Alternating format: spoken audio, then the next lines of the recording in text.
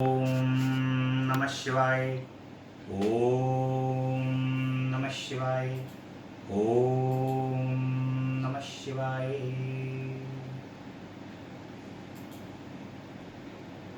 भगवान के कथा के रसपान का आज 9वां दिन।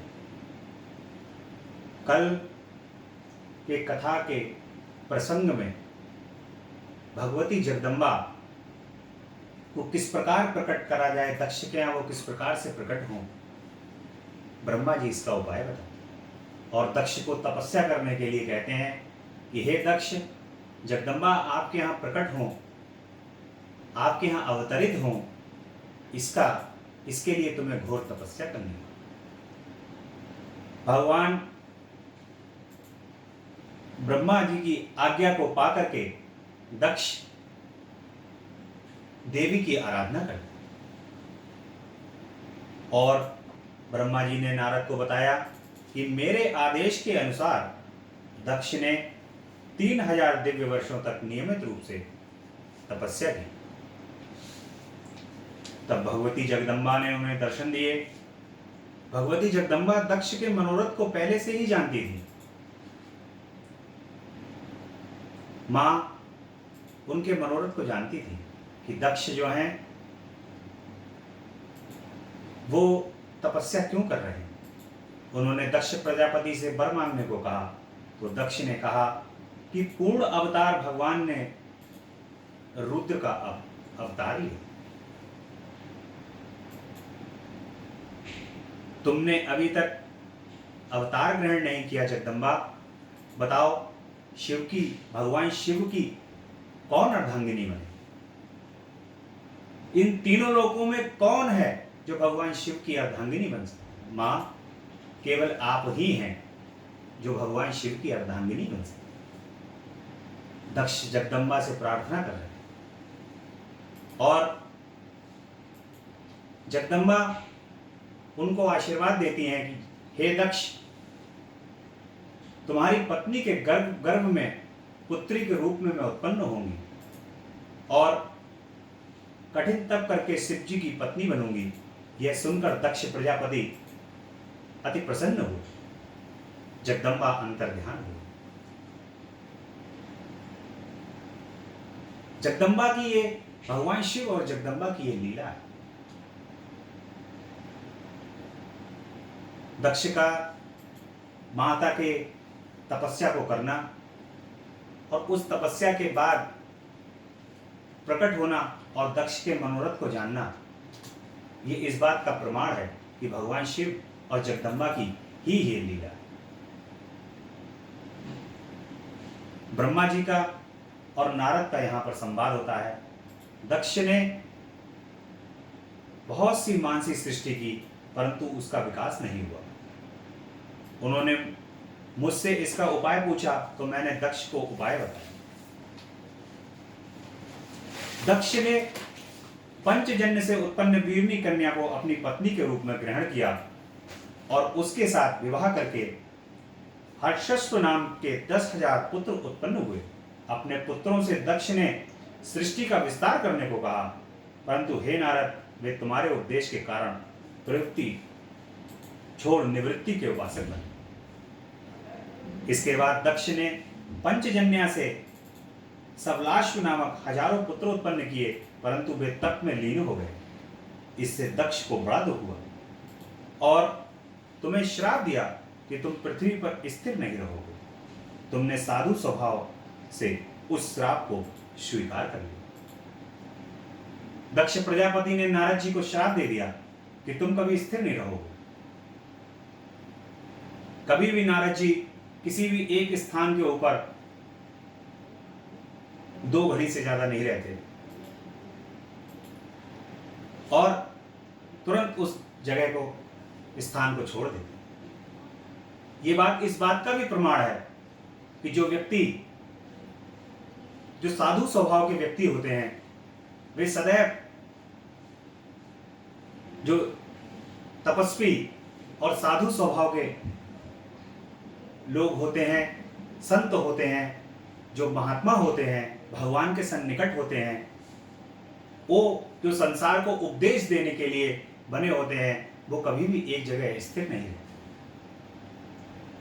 भगवान की कथा और भगवान के उपदेश, भगवान के स्नेह को जो चारों ओर फैलाते हैं वो तो जब तक चारों ओर विचरण नहीं करेंगे तब तक वो इस संसार के अंदर उनके भगवान के उपदेश और उनके स्नेह को फैला नहीं सकते। जिस प्रकार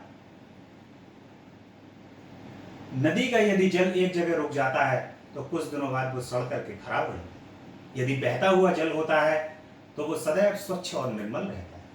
इसी प्रकार से साधु स्वभाव और साधुओं को सदैव घूमते फिरते रहना चाहिए, विचरण करते रहना चाहिए, ताकि उनका एक जगह से मोह ना हो। एक जगह मोह हो जाने से ये माया व्याप्त हो जाती है और वो माया जो है वो इस संसार के अंदर हमें घेर लेती है। इसी प्रकार से जो सन्यास के रास्ते को अपनाते हैं वे सदैव विचरण करते हैं। तो दक्ष के श्राप के कारण नारद जी पूरे संसार में भ्रमण करते रहते हैं और कहते हैं कि इसके पश्चात दक्ष ने अपनी पत्नी के गर्भ से 60 कन्याओं को जन्म दिया तथा उनका विवाह रचाया।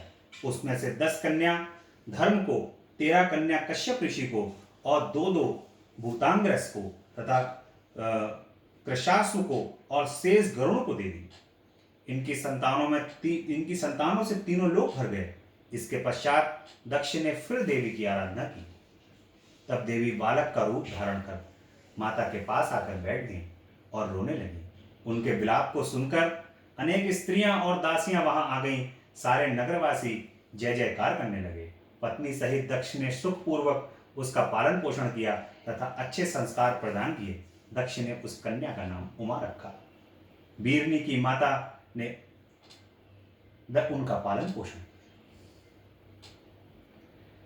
जगदम्बा सती जो हैं उनकी तपस्या भगवान शिव को प्राप्त करने के लिए, क्योंकि उन्होंने दक्ष को वरदान दिया है कि मैं आऊंगी और आने के बाद तुम्हारे यहाँ पे तपस्या करूंगी जिससे भगवान शिव मुझे प्राप्त होंगे।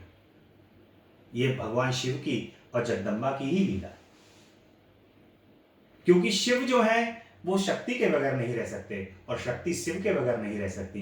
क्योंकि ये लीला है भगवान की, इसलिए जो है वो सती दक्ष के यहाँ आकर के भगवान शिव की तपस्या करती हैं उनको प्राप्त करने के लिए। और सती की तपस्या, जब माता सती जो हैं वो बड़ी हो गई तो उनके पिता दक्ष ने उसके विवाह का विचार किया। पिता की इच्छा जानकर सती ने अपनी माता से भोले शंकर भूत भावन भोलेनाथ से विवाह करने की इच्छा जाहिर की। माता के कहने पर सती ने घर में ही शिवजी भगवान शिव की आराधना प्रारंभ कर दी। अश्विन माह की नंदा तिथि में गुड़ चावल नमक आदि से भगवान शिव का पूजन किया। यहाँ पर एक बात और भी बताई जा रही है इस कथा के माध्यम से, शिव पुराण भगवान के शिव कथा के माध्यम से, कि जो कन्याएं अच्छा वर चाहती हैं वे भगवान शिव का पूजन करें। जो अपने जीवन के अंदर समृद्धि चाहते हैं वे भगवान शिव का पूजन करें। पहले 16 सोमवार की प्रथा थी। जिन कन्याओं जो विवाह योग्य कन्याएं हो जाती थी वे 16 सोमवार का व्रत रख के भगवान से उनकी प्रसन्नता को मांगा करते थे। अच्छे वर के लिए भगवान से 16 सोमवार का व्रत रख के वो भगवान की प्रसन्नता मांगते। तो इसीलिए भगवान की पूजन के अनेकों विधियां बताई गई हैं। भगवान शिव अच्छे प्रकार से जीवन को व्यतीत करने के लिए, अच्छे वर को प्रदान करने के लिए भगवान शिव की आराधना के अतिरिक्त और कुछ भी नहीं। इसलिए भगवान माता जो है, सती माता जो है, वो 1 वर्ष तक भगवान शिव का पूजन और तप करती हैं। ब्रह्मा जी बोले कि हे देवता, सती के तप को देखने के लिए मैं सती के तप को देखने के लिए गया। विष्णु जी शिव जी के पास गए। हमने वहां पहुंचकर हाथ जोड़कर स्तुति की। हमारी स्तुति से प्रसन्न होकर शिव जी ने हमारे आने का कारण पूछा। हमने भगवान शिव को बताया कि हे प्रभु, हे भोले भंडारी, भगवान शंकर, हम ब्रह्मा और विष्णु जी कहते हैं कि हम दोनों ही विवाह कर चुके हैं, हम दोनों के पास स्त्रियां हैं, परंतु आपने विवाह नहीं किया है प्रभु, आप भी विवाह कर लीजिए। भोलेनाथ कहते हैं कि मुझे तो विवाह, मैं तो हमेशा योग में लीन रहने वाला हूं, हरि का भजन करने वाला, मुझे तो विवाह की आवश्यकता ही नहीं, मैं तो संसार से विरक्त हूं। तो ब्रह्मा जी और विष्णु जी कहते हैं कि भगवान शंकर कहते हैं कि मुझे अवधूत को स्त्री की क्या आवश्यकता है, मुझे यह बात उचित नहीं लगती, क्योंकि मैं एक तपस्वी और संसार से विरक्त हूं। भगवान कहते हैं कि मैं तो संसार से विरक्त हूं, मुझे विवाह की आवश्यकता नहीं, मुझे तो योग में ही आनंद मिलता है।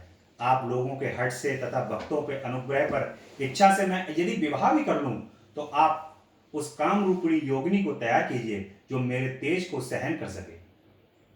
तब हमने कहा कि प्रभु, आपके अनुसार हमने वो कन्या भी खोज ली जिससे आपका विवाह हो।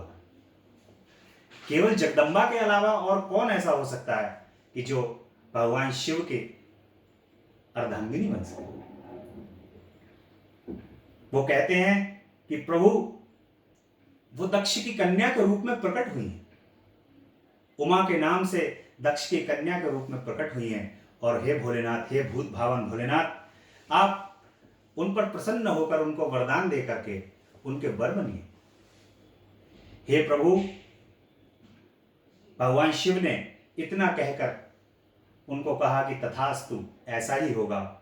और ऐसा कहकर भगवान शिव अंतर्ध्यान होकर के शिवलोक चले जाते हैं।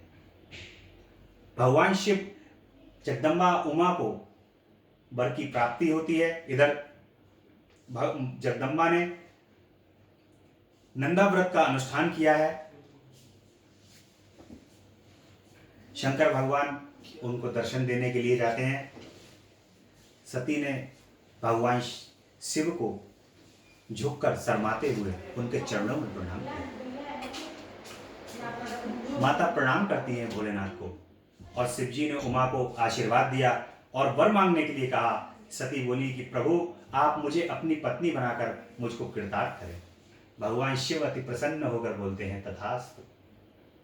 और जगदम्बा सती कहती है कि हे प्रभु, मेरे पिता के समक्ष आप विधि पूर्वक विवाह करके आइए और मुझे अपनी अर्धांगिनी स्वीकार कीजिए। भगवान शिव ये भी कह करके कहते हैं कि तथास्तु, ऐसा ही होगा। उन्होंने मुझे स्मरण किया, मेरे उपस्थित होने पर मुझे दक्ष के पास कन्यादान हेतु भेजा। भगवान शिव ने कहा कि अब आप दक्ष के पास जाइए, वो आपका कन्यादान करेंगे। मैं पूरी तरीके से आपसे विवाह करके और उसके बाद आपको लेकर के जाऊंगा कैलाश पर्वत पर। इसी प्रकार ये संसार के अंदर भी है।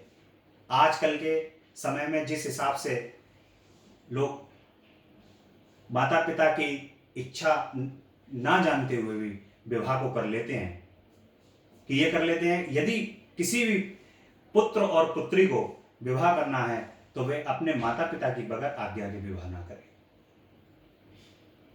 क्यों? हर पुत्र और पुत्री के विवाह के पीछे माता पिता की बहुत, उनके हृदय के अंदर बहुत सपने होते हैं जो अपने माता पिता के, उनके माता पिता जो उनको सजोते हैं कि हम अपने पुत्र या पुत्री का विवाह इस प्रकार करेंगे। यहां से इस भगवान की इस कथा से ये सीख मिलती है कि भगवान शिव को माता सती ने सहज ही तपस्या से हाँ, भगवान शिव आ गए हैं उनकी तपस्या से प्रसन्न होकर के और विवाह के लिए तैयार भी हो गए हैं। परंतु माता कहती हैं कि हे प्रभु, हे भूत भावन भोलेनाथ, आप मुझे विवाह पूर्वक, विधि पूर्वक विवाह करके और कन्यादान करके मुझे अपने साथ लेके जाइए प्रभु। लेकिन इस संसार में इस समय पर विभिन्न प्रकार से हमारे युवाओं की मति भ्रम हो चुकी है, और मति भ्रम होने के कारण युवा ये नहीं सोच रहे हैं कि क्या उचित है क्या अनुचित है। विवाह, यदि विवाह का पूरा संस्कार पूर्ण ना हो तो विवाह सुख में नहीं होता।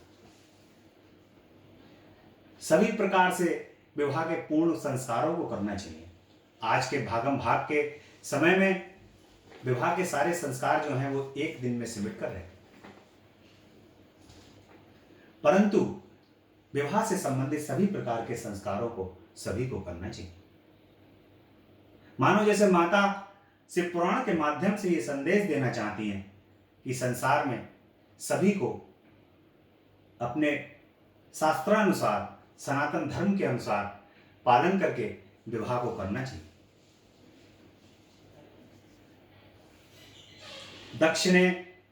मैंने दक्ष से जाकर कहा कि तुम अपनी कन्या का हाथ भगवान शिव जी को सौंप दीजिए। ये देखिए ये किस प्रकार से संवाद चल रहा है, कि किस प्रकार से बताया जा रहा है कि बीच के जो लोग हैं वो रिश्ते को तय करवाते हैं और दक्ष से जाकर के कहते हैं, जैसा समाज के अंदर अब से कुछ समय पहले तक होता था कि लोग जाते थे अब कन्या का हाथ मांगते थे, या वर को देखने आते थे कि वर का हाथ मांगते थे। ये वही सिस्टम जो है वो इसके अंदर पूरा फॉलो हो रहा है, और भगवान दक्ष की प्रसन्नता का ठिकाना नहीं रहा। उन्होंने सती ने भी अपने तप की सिद्धि का समस्त वृतांत सखियों के द्वारा माता के पास भिजवा दिया। दक्ष के तैयार होने का समाचार मैंने शिव जी को जाकर के सुनाया। ब्रह्मा जी कहते हैं कि मैंने भगवान शिव को जाकर ये सारा वृतांत बताया कि प्रभु हम रिश्ता लेकर के गए थे, दक्ष प्रजापति तैयार है शादी करने, और भगवान शिव और माता सती का विवाह होता है धूमधाम से। भूत भावन भोलेनाथ के सभी गण और सभी देवता लोग उस विवाह के अंदर उत्पन्न होते हैं और उपस्थित होते हैं, और भगवान शिव के विवाह के अंदर नाचते हुए गाते हुए मृदंग बजाते हुए सभी लोग जो हैं वो वहां पर पहुंचकर आनंद लेते हैं। भगवान शिव जी का दक्ष प्रजापति ने विधि पूर्वक स्वागत किया है और शुभ लग्न में सती का कन्यादान हो रहा है। सभी देव किन्नरों ने मुनियों ने शिव जी भगवान शिव की स्तुति की और नृत्य गान आदि करके भगवान के विवाह का भारी उत्सव मनाया। भगवान शिव ब्रह्मा जी पर भगवान शिव जो हैं वो शिव जी ब्रह्मा जी पर कुपित होते हैं। वे अपने कुपित होने के लिए दक्ष ने माता सती को भगवान शिव के यहाँ पहुंचकर प्रणाम करके कहा कि हे प्रभु, आप जगत पिता हैं तथा सती जी जगत माता हुई, इसलिए आप जगत का कल्याण कीजिए। ब्रह्मा जी ने बताया कि सती ने मेरी आज्ञा से अग्नि की प्रदक्षिणा की, नृत्यादि का उत्सव हुआ, शिव जी की माया से देवों मनुष्यों आदि सबको मोहित कर लिया, मैं भी उनकी माया से मोहित हो गया। विवाह के समय जगदम्बा मैं माता सती के मुख को देखने के लिए लालायित था, और ये लालायित होने के लिए ब्रह्मा जी कहते हैं कि मैंने एक गीली लकड़ी को जो है वो यज्ञ कुंड से बाहर कर दिया, जिससे धुआं उठने लगा। मुझे ये लगने लगा कि मैं माता सती का मुख देख लूं। उस धुएं के कारण माता के मुख को देखने के लिए भगवान शिव उनकी मनसा को जान गए, और मनसा को जानने के बाद भगवान शिव ने उन पर कुपित हुए, क्योंकि उनका यह था कि मैं माता सती के मुख को देख लूं, इसलिए उन्होंने धुआं किया। धुआं करने से तब उन्होंने भगवान शिव ने वो त्रिकालदर्शी हैं, उन्होंने ये जान लिया और ब्रह्मा जी पर काफी कुपित हुए। और लेकिन भगवान विष्णु ने उनको समझाया कि ब्रह्मा विष्णु और महेश हम तीनों देव एक ही हैं प्रभु, हम अलग अलग नहीं हैं। हम इसलिए आप जो हैं वो इनकी गलतियों को क्षमा कीजिए। ये इतना कहकर भगवान शिव जो हैं वो ब्रह्मा जी विष्णु जी से प्रसन्न होकर ब्रह्मा जी को क्षमा कर देते हैं और कहते हैं कि हे नारद, शिव जी के मुझे क्षमा कर देने से सभी देवता भगवान शंकर की स्तुति को करने लगे। मैंने भी पूरी तरह से उनकी स्तुति की। तब भगवान शंकर सबके सामने मुझसे बोले कि हे ब्रह्मा, अब तुम निर्भय हो जाओ और मेरी आज्ञा से अपना मस्तक स्पर्श करो। शिव जी मेरे मस्तक पर जा बैठे और मैंने अपना स्पर्श किया। तब देवों के सामने लज्जित होकर मैंने शिव जी से क्षमा याचना की। मैंने पाप शुद्धि का उपाय पूछा। तुम मेरे दिए इसी रूप से मेरी आराधना करो। मनुष्योचित कार्य करने से मुझे पृथ्वी पर मनुष्य रूप में विचरण करने का आदेश दिया, क्योंकि जब मनुष्य मुझ ब्रह्मा को घूमता देखेंगे तो वे सभी पापों से बचेंगे। हे प्रभु, मेरे द्वारा आकाश में 4 बादल हुए, सांवर्त, आवर्त, पुष्कर और द्रोण। ऋषियों को देखते देखते ही ये मेघ बन गए। दक्ष ने विवाह संस्कार के पश्चात शंकर जी को आनंद से विदा किया। कैलाश पहुंचकर सती जी ने गुणों का निवास स्थान अपने आश्रम से गणों का निवास स्थान अपने आश्रम से दूर बनवाया। नंदी आदि गण अपने अपने स्थान पर जाकर रहने लगे। एकांत हो जाने पर भगवान शंकर और सती जी नाना प्रकार से रमण करने लगे। इस प्रकार शिव जी सती के साथ मिलकर कैलाश के कुंजों में तथा हिमालय पर आनंद विहार करने लगे। इसमें भगवान शिव के 25 वर्ष व्यतीत हो गए। भगवान शिव और माता का हिमालय पर गमन होता है। ब्रह्मा जी ने बताया कि एक दिन वर्षा हो रही थी। सती ने भगवान शंकर से कहा कि वर्षा ऋतु आ गई है, अब हमें कैलाश, हिमालय, काशी या पृथ्वी पर रहने योग्य स्थान पर निवास करना चाहिए। इस पर तत्वों के ज्ञाता भगवान शंकर ने कहा कि मैं तुम्हारे साथ जहां भी रहूंगा वहां मेघ नहीं आएंगे। वर्षा काल में भी मेघ हिमालय के नितंब पर ही घूमते रहेंगे, इससे आगे वह भी नहीं आएंगे। यह समझकर अब तुम्हें जिस पर्वत पर निवास करना हो वह मुझे बताइए। मेरी दृष्टि में गिरिराज हिमालय सर्वोत्तम स्थान है। उन्होंने ये शांत स्थान बताया जहां पर केवल योगी और मुनि निवास करते हैं। हिमालय की कंदराओं में देव कन्याओं का निवास है। यह सुनकर सती जी ने हिमालय पर ही रहने की इच्छा जताई। सती के कहने पर भगवान शंकर सती को हिमालय पर्वत पर ले गए। वहां की प्राकृतिक छटा अनुपम थी। वहां पर भगवान शंकर ने सती जी के साथ 10,000 वर्ष तक निवास किया। शास्त्रों के माध्यम से मोक्ष का वर्णन किया गया। ब्रह्मा जी ने बताया कि एक बार सती जी ने भगवान शिव को प्रसन्न देखकर उनसे पूछा कि हे कृपा सागर, मैंने बहुत तपस्या करके आपको पाया है, आपके साथ मैं बड़े प्रसन्न हूं। हे प्राणेश्वर, अब मैं ये खोज करना चाहती हूं कि यह जीव संसार में कैसे पार हो सकता है। तब भगवान शिव ने बताया कि हे महेश्वरी, विज्ञान ही परम तत्व है। ब्रह्म का स्मरण करना ही परे से परे है। भक्ति विज्ञान की माता है। भक्ति का विरोधी कभी भी विज्ञान को नहीं पा सकता। मैं भी उसी भक्ति के अधीन हूं। भक्ति सगुण और निर्गुण 2 प्रकार की होती है। पंडितों ने इसके भी अनेकों भेद बताए हैं। सब युगों में भक्ति की विशेषता श्रवण, कीर्तन, स्मरण, सेवन, दास्यु, अर्चना, वंदना, सख्यता और आत्मसमर्पण रहा है, परंतु कलयुग में भक्ति विशेष फलदायक है। भगवान कहते हैं, भगवान ने यहां पर नवधा भक्ति का वर्णन किया है और वो नवधा भक्ति जो है वो भगवान बता रहे हैं कि सुनना, जो हम आज इस कथा को जो सुन रहे हैं, भगवान की कथा सुनना भी ये भी मोक्षदायिनी है। जहां पर अपने भगवान की चर्चा हो, भगवान की कथा श्रवण हो और उनकी कथा को श्रवण करने के बाद हृदय आनंदित हो और भगवान का कीर्तन, स्मरण, दास्यु, अर्चना, वंदना, भगवान की सख्यता, ये सारी चीजें जो हैं वो भगवान की नवधा भक्ति, मोक्ष के ये रास्ते हैं। और कलयुग में भक्ति का मार्ग भगवान ने सबसे प्रबल मार्ग बताया है कि भक्ति के मार्ग के द्वारा मोक्ष बहुत बहुत ही सरल हो जाता है, क्योंकि भगवान और भक्त में किसी प्रकार का कोई नियम नहीं है। भगवान और भक्त के बीच किसी भी प्रकार का कोई भेद नहीं है। जो भक्त हैं वही भगवान हैं, जो भगवान हैं वही भक्त हैं। भक्त और भगवान दोनों एक ही हैं। जहां पर भक्त हैं वहां भगवान अवश्य हैं। ऐसा मैंने अपने पिताजी के द्वारा सुना है सदैव कि भगवान, भक्त जो है वो भगवान की ध्वजा है।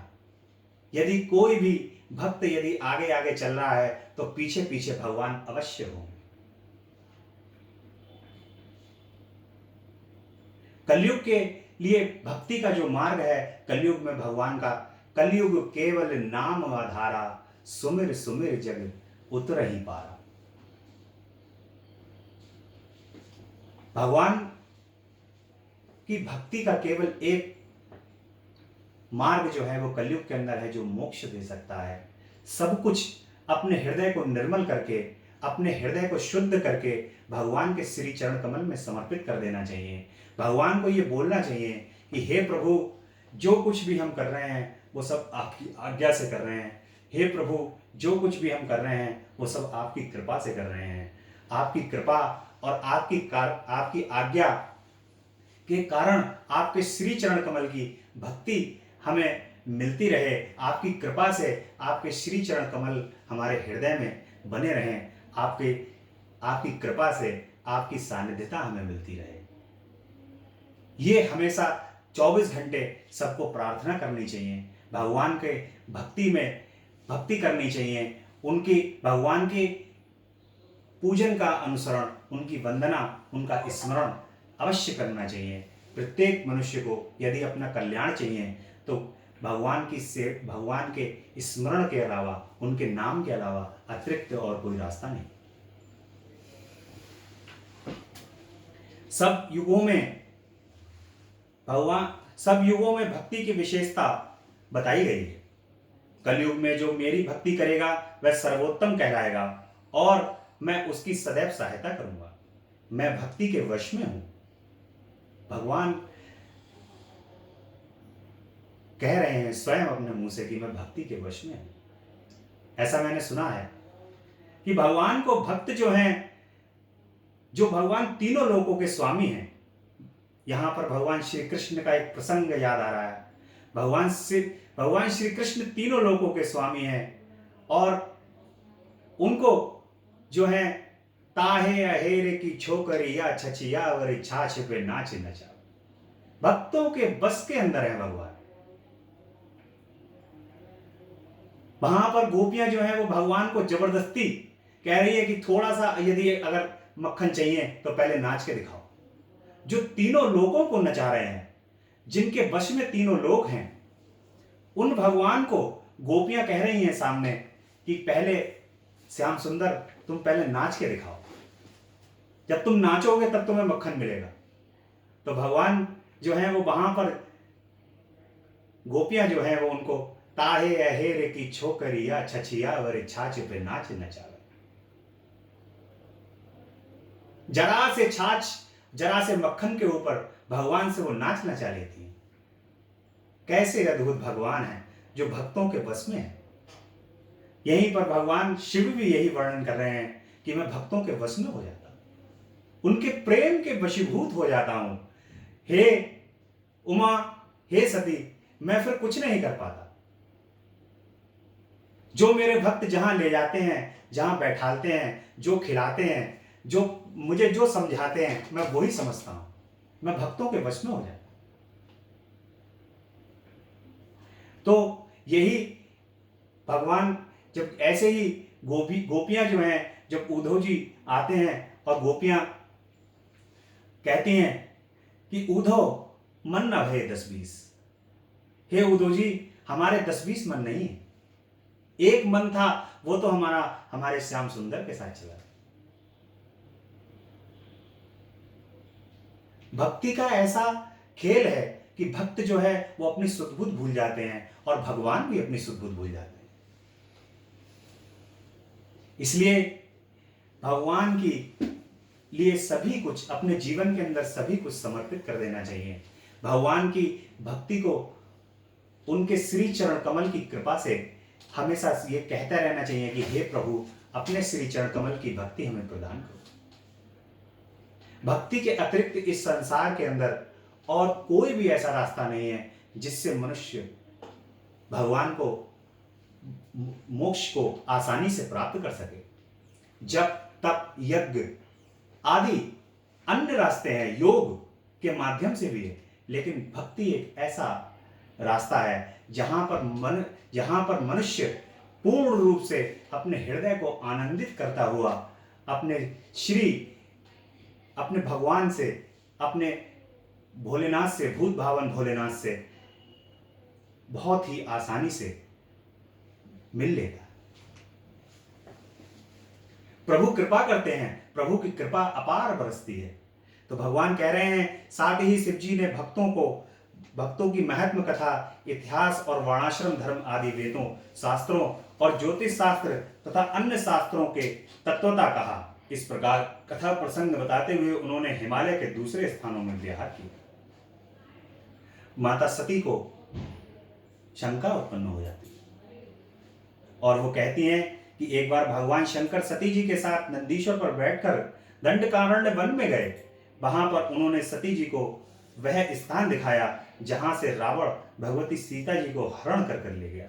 देखिए, ये कथा माता की, ये रामायण में भी कथा है।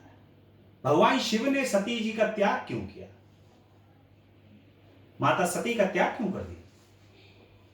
ये कथा उस बात को बता रही है। वहीं पर राम और लक्ष्मण जी वहां की लताओं और वृक्षों से भगवती सीता जी का पता पूछ रहे थे। भगवान शंकर ने श्री राम की जय कहकर प्रणाम किया और भगवान शिव ने उन्हें अपने दर्शन दिए। इस पर भगवान शिव जी की माया से मोहित होकर सती जी ने पूछा कि हे प्राणेश्वर, आप सर्वोच्च हैं एवं सभी देवताओं के प्राणेश्वर हैं, फिर आप में मनुष्यों की तरह वन में विचरते हुए श्याम वर्ण और गौर वर्ण वालों को प्रणाम क्यों किया प्रभु? माता सती जो है, भगवान की जब लीला चलती है तो उस समय पता नहीं चलता कि भगवान की ये कौन सी लीला हो रही है। ये दोनों मनुष्य कौन है? मेरी शंका का समाधान करने की कृपा करें प्रभु। इस पर भगवान शंकर ने सती जी को बताया कि हे देवी, इन्हें मैंने वरदान के प्रभाव से प्रणाम किया। ये रघुवंश से उत्पन्न दशरथ के पुत्र राम और लक्ष्मण हैं। श्याम वर्ण वाले राम हैं और विष्णु जी के अवतार हैं, और गौर वर्ण वाले लक्ष्मण हैं जो शेष के अवतार हैं। ये पृथ्वी पर साधु जनों की रक्षा तथा कल्याण के लिए अवतरित हुए। इतना बताकर भगवान शिव जी चुप हो गए, परंतु सती जी का संदेह अभी दूर नहीं हुआ। सती जी के शंकालु चित्त को देखकर भगवान शिव जी बोले कि हे देवी, यदि तुम्हारे मन में कोई शंका है तो मैं यहाँ पर वृक्ष के नीचे बैठ जाता हूँ। तुम जिस प्रकार चाहो उनकी परीक्षा लेकर अपनी शंका दूर कर सकती हो। मैं यहाँ पर तुम्हारी प्रतीक्षा करूंगा। सती जी ने मन में विचार किया कि इनकी परीक्षा किस प्रकार ली जाए। उन्होंने सोचा कि मैं सीता जी का रूप धारण करके राम जी के पास जाऊं। यदि राम वास्तविक रूप में विष्णु के अवतार होंगे तो मुझे पहचान लेंगे, अन्यथा नहीं पहचानेंगे। माता जो है, ये लीला है जगदम्बा की और भगवान शिव की, ये एक लीला है। और उस लीला के अंतर्गत ही माता जो है वो सीता जी का रूप धारण करके राम जी के पास जाती हैं और राम जी के पास जाकर के कहती हैं कि जब सीता का रूप धारण करके राम जी के पास गई तो सती को सीता के रूप में देखकर भगवान शिव, क्योंकि भगवान शिव जी का नाम लेकर मुस्कुराकर उन्हें प्रणाम किया कि देखिए लीला चल रही है और उस लीला के अंतर्गत जो है वो प्रभु श्री राम जो हैं वो माता को तुरंत पहचान जाते हैं। भगवान शिव जी का नाम लेकर के माता को प्रणाम करते हैं, कहते हैं कि माता आप यहाँ कैसे? भले ही वो सीता जी का रूप धारण करके जो है वो वहां पर गई हैं, लेकिन प्रभु श्री राम जो हैं वो उनको पहचान लेते हैं और पहचान करके कहते हैं कि माता आप, भगवान शिव का नाम लेकर के कहते हैं कि माता आप यहाँ कैसे? माता सती का जो भ्रम था वो भंग हो जाता है और कहती हैं कि इस समय शिव जी कहाँ हैं? माता, इस तरह आप इस वन के अंदर क्यों आई हैं, क्यों घूम रही हैं? हे माता, आपने अपना रूप त्याग कर ये सीता का रूप धारण क्यों किया है? यह सुनकर माता सती को बहुत ही आश्चर्य हुआ और वो लज्जित हो गई। तब उन्होंने शिव जी के कहे वचनों का स्मरण किया और विष्णु जानकर श्री राम से बोली कि हे राम, मैंने आज तुम्हारी प्रभुता देख ली, परंतु आप मुझे ये बताएं कि शिव जी ने आपको प्रणाम क्यों किया। मेरे इस संदेह को आप दूर कीजिए प्रभु। श्री राम ने बताया कि हे देवी, एक बार भगवान शंकर ने अपने लोक में विश्वकर्मा को बुलाकर आज्ञा दी कि वे एक मनोहर विस्तृत भवन का निर्माण करें। इस भवन में एक गौशाला भी बनवाएं। फिर उस भवन में ब्रह्मा, इंद्र आदि देवताओं, देवियों, ऋषियों, मुनियों, अप्सराओं आदि को बुलाकर उसमें वस्तुओं का संग्रह करें। नागों की 16 कन्याओं ने मंगलाचार गीत गाए, संगीतज्ञों ने वीणा, मृगंदादि बाजे बजाए, राज्याभिषेक की सभी तैयारी पूर्ण करके उत्तम मुहूर्त में भक्ति पूर्वक दिव्य सिंहासन पर विष्णु जी को बैठाकर अभिषेक किया। शिव जी ने स्वयं विष्णु जी के सिर पर मुकुट बांधा और उन्हें अखंड ऐश्वर्य प्रदान किया। उन्हें सभी लोगों का कर्ता धर्ता और संहारता बनाया। सभी शक्तियां विष्णु जी को प्रदान की। तीनों लोकों में स्वतंत्र और अनेकों लीलाएं करने वाला कहा। सारी माया प्रदान की। अनेकों अवतार लेकर संसार का पालक बनाया। अपने लोक में गौलोक नामक एक स्थान प्रदान किया। ब्रह्मा जी और शिव जी ने उन्हें अखंड ऐश्वर्यशाली बताकर उन्हें प्रणाम किया। उस समय भगवान विष्णु गोप वंश धारण करके गोप गोपियों और गौओं के स्वामी बने। इस प्रकार अखंड ऐश्वर्य प्रदान करके शिव जी कैलाश को चले गए। उस समय मैंने शिव जी की आज्ञा से ही यह मनुष्य का अवतार 4 रूपों में लिया। पहले में राम, 3 में भरत, लक्ष्मण और शत्रुघ्न है। हे देवी, अब मैं पिता की आज्ञा से सीता और लक्ष्मण सहित वन में आया हूँ। यहाँ पर किसी राक्षस ने मेरी पत्नी सीता का हरण कर लिया है। हे माता, आपका दर्शन पाकर मेरा कल्याण हुआ है। इस प्रकार श्री राम सती को प्रणाम करके वन में विचरण करने लगे। सती जी ने श्री राम को शिव भक्त जानकर उनकी प्रशंसा करने लगी। इसके बाद अपने किए पर पश्चाताप करते हुए शिव जी के पास लौट आई। भगवान शिव के पूछने पर सती जी ने अपना सिर झुका लिया और कहा कि मैंने कोई परीक्षा नहीं ली, परंतु त्रिकालदर्शी शिव जी ने सब कुछ जान लिया और दुख पूर्वक सती जी को अपने हृदय से त्याग दिया, परंतु अपने मुख से उनसे कुछ भी नहीं कहा। आकाश से आकाशवाणी ने उनकी प्रशंसा की और कहा कि तीनों लोकों में ऐसा प्रण पालक कोई नहीं है। इसे सुनकर सती ने उनका प्रण पूछा, परंतु शिव जी ने सती जी को कुछ भी नहीं बताया। परंतु जगत माता सती सब कुछ समझकर बहुत दुखी हुई। इसके बाद भगवान शिव कैलाश पर जाकर समाधिस्थ हो गए। काफी समय बाद शिव जी समाधि से जागे। उनके समाधि से जागने पर सती जी ने उन्हें प्रणाम किया। शिव जी ने आसन देकर आदर पूर्वक बैठाया। शिव जी ने बहुत सी कथाएं सुनाकर सती को विमुक्त किया। सती का मन पूर्व की भांति सुखी हो गया। इससे शिव जी की पूर्व प्रतिज्ञा भंग नहीं हुई। दक्ष का शिव से विरोध। पूर्व समय में प्रयाग में मुनियों ने एक महान यज्ञ का आयोजन किया। वहां पर ज्ञान शास्त्र की चर्चा हुई। उस यज्ञ में भगवान शिव जी भी अपने गणों सहित आए। उसी समय दक्ष प्रजापति भी वहां आए। सबने भक्ति पूर्वक उन्हें प्रणाम किया, परंतु शिव जी अपने आसन पर ही बैठे रहे। उन्होंने अपने आसन से उठकर उनका स्वागत नहीं किया। इससे दक्ष क्रोध से भर गए। उन्होंने सभा के मध्य में खड़े होकर शिव जी को अपशब्द बोले। उन्होंने कहा कि ये शिव पाखंडी, दुर्जन, ब्राह्मण निंदक और सदैव रहने वाले व्यक्ति हैं। हे देवताओं, ब्राह्मणों, मैं तुम्हें श्राप देता हूं कि आज से यह देवताओं के साथ यज्ञ में भाग नहीं ले पाएंगे। जो अभिमानी व्यक्ति होता है उसको अपना आदर सम्मान बहुत पसंद होता है। दक्ष जो है वो अभिमान का स्वरूप है। दक्ष अभिमान और दंभ से भरा हुआ है, और अभिमान और दंभ से भरे होने के कारण वो ये भी नहीं देख रहा है कि भगवान शिव कौन है। भगवान शिव अपने आसन के अंदर बैठे हुए हैं। दक्ष आ जाता है और वो ये देखता है कि इन्होंने मुझे प्रणाम नहीं किया, मैं दक्ष हूं, और दक्ष को भगवान शिव ने प्रणाम नहीं किया। ये मन के अंदर सोच करके वो भगवान शिव को कहता है कि अब तुम को किसी भी यज्ञ के अंदर भाग नहीं लोगे। ये सुनते ही नंदीश्वर की आंखें क्रोध से लाल हो गईं। उसने दक्ष को फटकार लगाई, हे दुष्ट बुद्धि, क्या तू शिव के तत्व को नहीं जानता? अरे दुर्बुद्धि, इन भृगु आदि ऋषियों के मध्य में भगवान शंकर का तूने उपहास किया है, इसलिए मैं तुम्हें शिव जी के प्रभाव से श्राप देता हूं कि तुम सब ब्राह्मण वेद वास्तविक अर्थ न समझकर केवल वाद विवाद पर ही विश्वास करो। इस पर भगवान शिव जी ने नंदीश्वर को समझाते हुए कहा कि तुम्हें क्रोध नहीं करना चाहिए, मैं वेदों और ब्राह्मणों को श्राप नहीं देता हूं, तुम सब समझ लो कि दक्ष का श्राप मुझे नहीं लगेगा। भगवान शिव नंदीश्वर को शांत करके अपने धाम कैलाश को चले गए। दक्ष भी ब्राह्मणों के साथ निवास को प्रस्थान किया।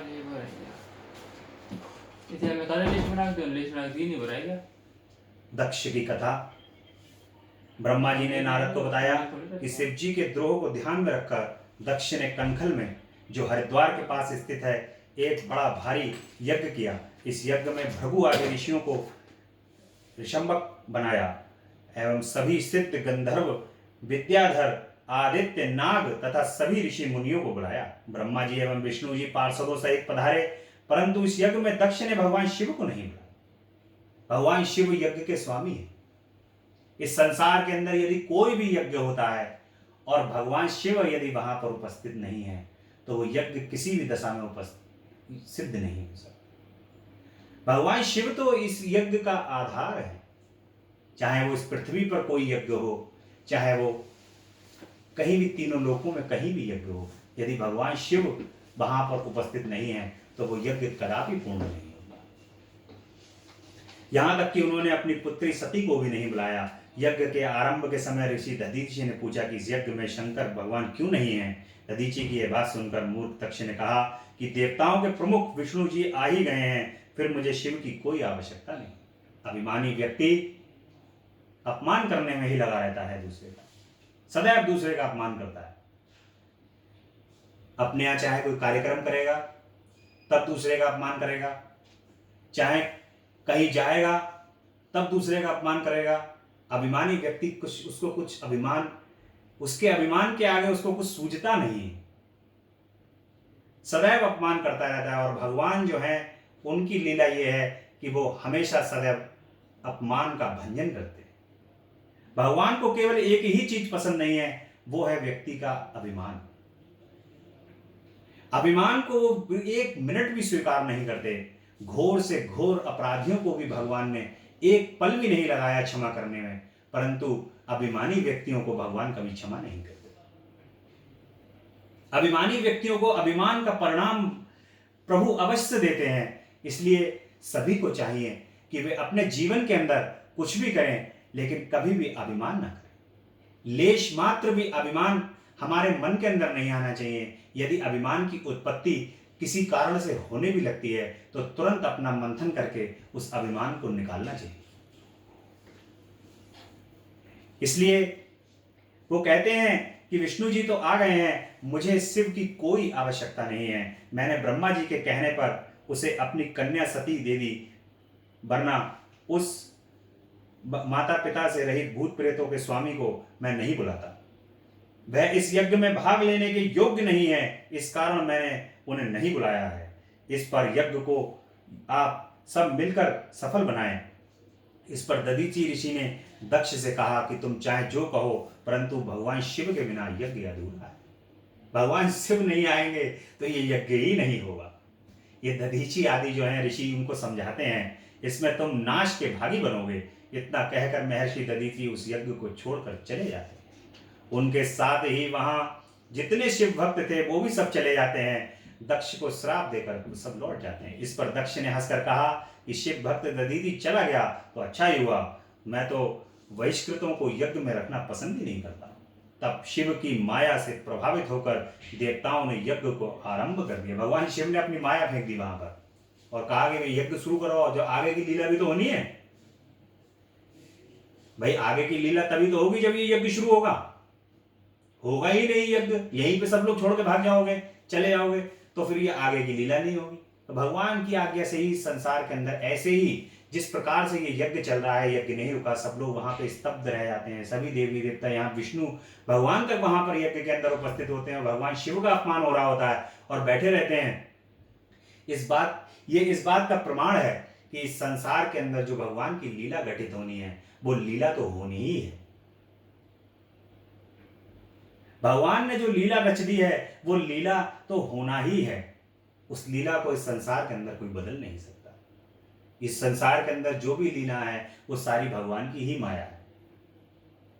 कोई भी व्यक्ति चाहे कितना भी कोशिश कर ले कि मैं ये समय जो है मैं इसको बदल दूं और इस समय को बदल करके दूसरा रूप कर लूं, तो ऐसा हो नहीं सकता।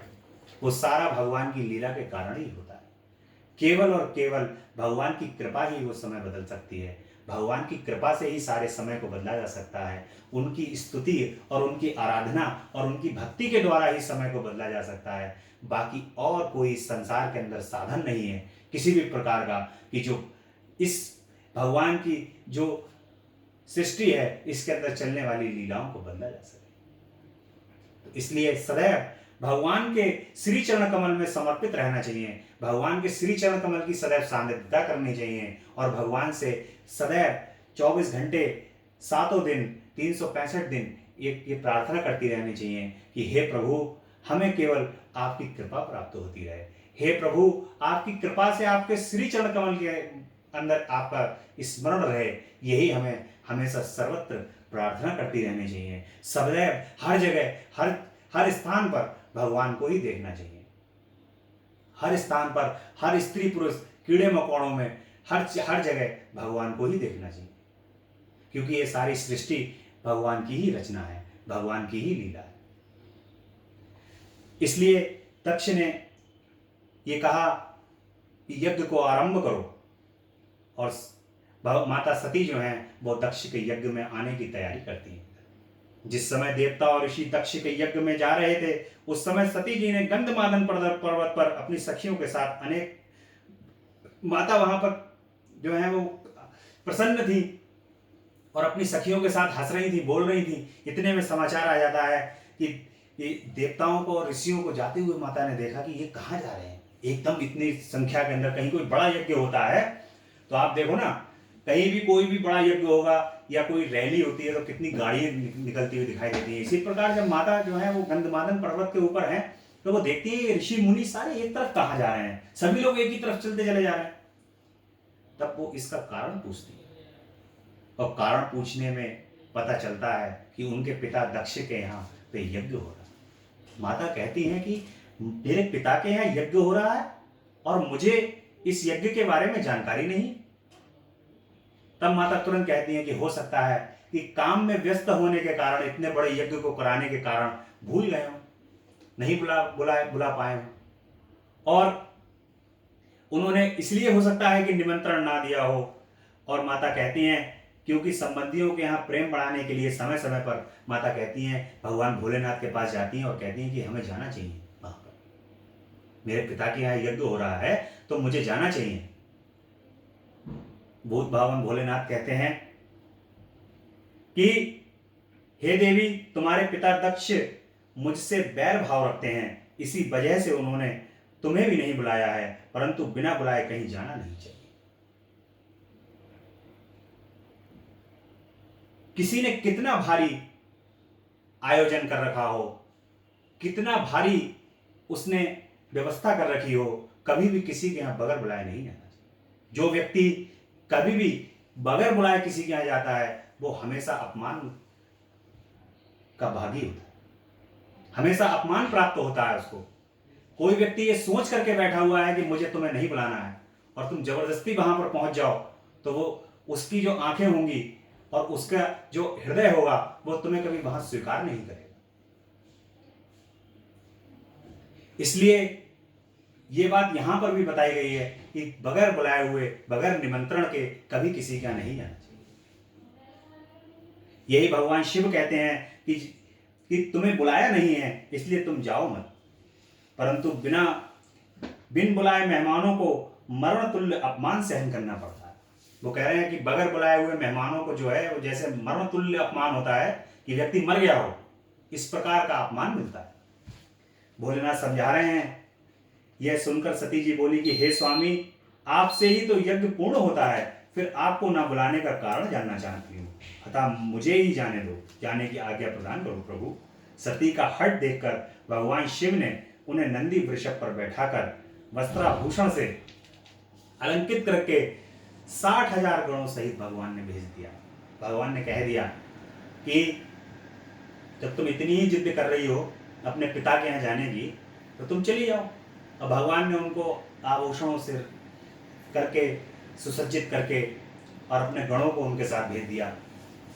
और सती जी अपने पिता दक्ष के यहाँ पहुँच जाती हैं और विशाल यज्ञ वहाँ पर चल रहा है। सती को आता देखकर माता एवं बहनों ने तो उनका सत्कार किया, परंतु पिता दक्ष उनके अनुयायियों ने उनका सत्कार नहीं किया। माता जब वहाँ पहुँच जाती हैं उस समय पे, तो बहनें और माता जो है वो तो उनका सत्कार करती हैं कि हमारी बेटी आ गई, लेकिन पिता को तो बुलाना नहीं था, अभिमानी है चूंकि वो, तो उसने जो है तुरंत उनका सम्मान नहीं किया। फिर भी सती ने समान भाव से सबको नमस्कार किया। उसने यज्ञ में अपने पति का भाग न देखकर, कोई भी कन्या हुई यदि अपने मायके में जाकर के यदि उसके पति का अपमान होता है, जो पतिव्रता पत्नी होती हैं, यदि वो पत्नियों के यदि उनके पति का मायके में अपमान होता है, तो वे किसी भी प्रकार से उस अपमान को सहन नहीं कर सकती हैं, क्योंकि वे जानती हैं कि यदि पति का अपमान हो गया तो मैं कुछ भी नहीं। इसलिए यहां पर माता को भी यही लगता है कि जब मेरे पति का यहाँ पर कोई भाग नहीं निकाला गया है तो उनको बहुत ही दुख हुआ, और वे अपने पिता से बोली कि मेरे पति भगवान शिव को क्यों नहीं बुलाया, जबकि वे स्वयं यज्ञ स्वरूप हैं। उनके बिना आपने यज्ञ कैसे प्रारंभ कर दिया पिताजी? क्या आप उन्हें एक साधारण देवता समझते हैं? यह तो उनका घोर अपमान है। ब्रह्मा विष्णु की ओर संकेत करते हुए उन्होंने पूछा कि आप लोग उनके बिना यज्ञ में कैसे चले आए प्रभु? दक्ष ने क्रोधित होकर कहा कि हे पुत्री, तू यहाँ बिना बुलाए क्यों चली आई? अब तू यहाँ रहे चाहे चली जाए तो उससे मेरा कोई संबंध नहीं है। तेरा पति भूत प्रेतों का स्वामी है, जो वेद के अनुसार बहिष्कृत अकुलीन है, इसलिए मैंने तेरे पति को नहीं बुलाया। यह सुनकर माता सती बोली कि जो व्यक्ति भगवान शिव जी की निंदा करता है यह सुनता है, दोनों ही नरक के वासी बनते हैं। इतना कहकर सती जी ने अपना शरीर योग द्वारा भस्म कर दिया। माता जो है वो अपने ये अपमान वो सहन नहीं कर पाए। भगवान शिव के इस अपमान को सहन नहीं कर पाए, और सहन न करने के कारण उन्होंने योग की अग्नि में अपने शरीर को भस्म कर दिया। माता सती ने अपने देह को त्याग दिया। जब सती ने योग द्वारा अपना शरीर त्याग दिया तो चारों ओर हाहाकार मच गया।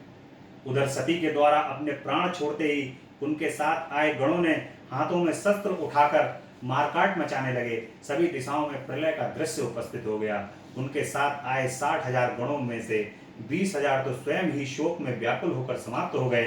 भृगु ऋषि ने इसके निवारण हेतु आहुतियां प्रदान की। इससे ऋषु नामक बहुत से असुर उत्पन्न हो गए। उन्होंने शंकर जी के गणों से युद्ध प्रारंभ कर दिया। उन्होंने भगवान शिव के गणों की शक्ति क्षीण कर दी। यह दृश्य देखकर आकाशवाणी हुई कि मूर्ख दक्ष, तूने बड़ा अनर्थ कर डाला है। तूने स्वतः आई अपनी पुत्री का अपमान कर डाला। तुझे तो शंकर जी और सती का पूजन करना चाहिए था। यह तो अनादि शक्ति, जगत की सृष्टा और कल्पांत में संहारिका है। इस प्रकार भगवान शंकर ही सबके स्वामी और कल्याण करता है। उनके दर्शन मात्र से ही संपूर्ण यज्ञों का फल प्राप्त हो जाता है। तूने उनका सत्कार नहीं किया, इसी कारण तेरा यज्ञ नष्ट हो गया। हे दक्ष प्रजापति, शिवजी की पूजा किए बिना तेरा कल्याण संभव नहीं है। शिवजी के विमुख होने पर कोई भी देवता तेरी सहायता नहीं कर सकता। अब कल के प्रसंग में, आज के प्रसंग में तो कथा ही विश्राम करेंगी। कल के प्रसंग में वीरभद्र और भद्रकाली की उत्पत्ति हुई। भगवान की कथा में कल वीरभद्र और महाकाली की उत्पत्ति का वर्णन किया जाएगा। जगदम्बा, पराम्बा, पराशक्ति, आद्याशक्ति महाकाली का वर्णन किया जाएगा। ओम नमः शिवाय बोलो, ओम नमः शिवाय, ओम नमः शिवाय बोलो, ओम नमः शिवाय। तेरा पल पल बीता जाए मुख से जप ले नमः शिवाय, तेरा पल पल बीता जाए मुख से जप ले नमः शिवाय। ओम नमः शिवाय, ओम नमः शिवाय, ओम नमः शिवाय, ओम नमः शिवाय। मुसाफिरी जब पूरी होगी, मुसाफिरी जब पूरी होगी, चलने की मजबूरी होगी, चलने की मजबूरी होगी। यह अवसर खाली न जाए मुख से जप ले नमः शिवाय, अवसर खाली न जाए मुख से जप ले नमः शिवाय।